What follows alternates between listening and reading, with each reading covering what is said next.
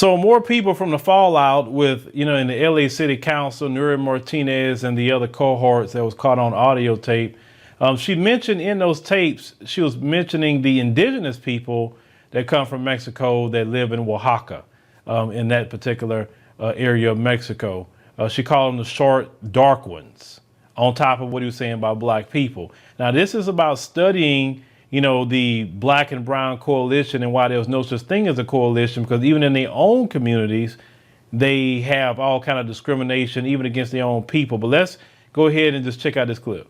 I've been called a gatekeeper so many times because I like to emphasize the fact that being Mexican doesn't automatically mean you're indigenous. And in a weird way, I'm kind of happy the whole Nury Martinez and those other people, the situation happened, because I think it's like there's no denying the fact that brown people can perpetuate discrimination and racism as well.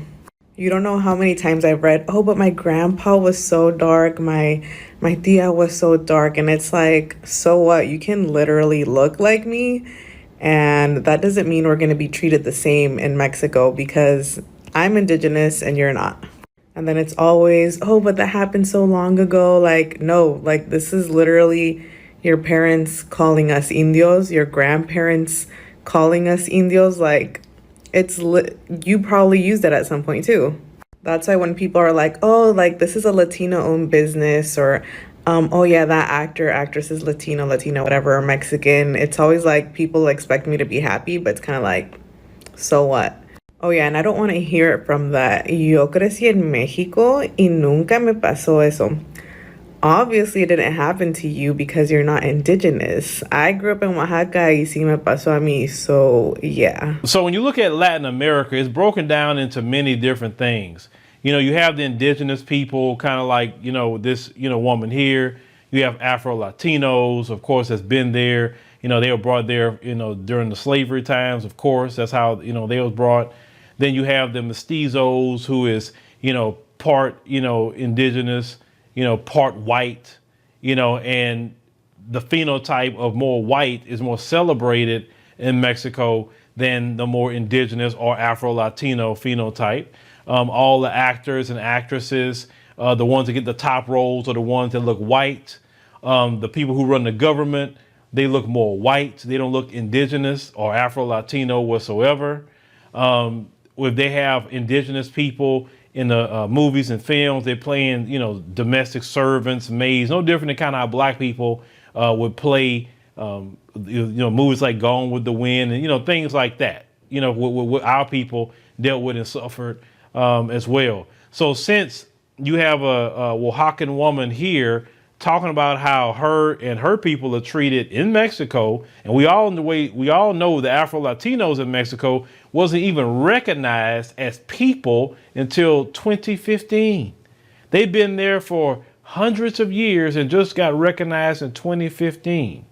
So when people come over here and they have those sentiments, and then we, not being educated on the culture where these people are coming from, we show up talking about, yeah, black and brown, yeah, black and brown. And like, but in their own country, they didn't even join with the Afro-Latinos. They didn't join with them.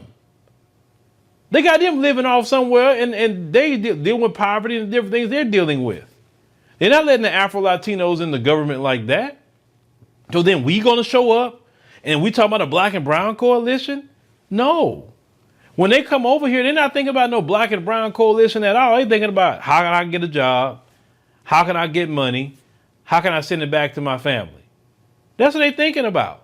They're not thinking about joining with black people. Black people need to understand that we need to have the African diaspora coalition. That's what we need to have. You're going to build a coalition. You're so quick to want to join other groups outside of your own people. Yes, we have our differences within the diaspora. I get that. Yes, we do. But you know what? The differences for me is not big enough for me to say I want to go join with other groups who have a history of anti-black racism and also anti-indigenous, discrimination, because that's their people, but they still treat them because they're more so connected to the real people that was there already, the indigenous people.